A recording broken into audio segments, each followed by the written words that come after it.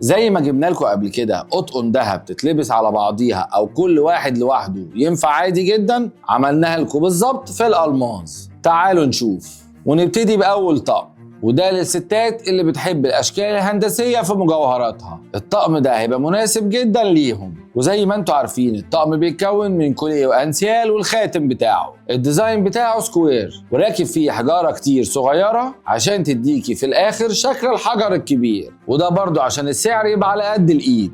نخش على تاني طقم، وده برضو متكون من كوليه وانسيال وخاتم، والطقم ده سيمبل جدا عشان كده انا شايفه مناسب في الديلي يوز. شكله كلاسيك جدا وممكن يتلبس لوحده او تعملي بيه ليرنج زي ما انت عايزه، خاصه ان هو سيمبل فممكن تلبسي عليه كوليه يكون كبير شويه. تالت واخر طقم معانا، وده طقم تحفه وشكله جميل جدا، وده للناس اللي بتحب ميكس الذهب مع الالماس، او بمعنى اصح يبقى الذهب كتير وباين. والطقم ده انا بحبه جدا لان الديزاين نفسه انا اللي مختاره، لان هو راندوم عشوائي وبيدي شكل جميل في الاخر. والخاتم او الدبله بتاعته للناس اللي بتحب الذهب يبقى باين حبتين، ونفس الديزاين اللي موجود في الكوليه هتلاقيه هو موجود في الدبله عشان يديكي فاينل لوك مختلف عن اي حد.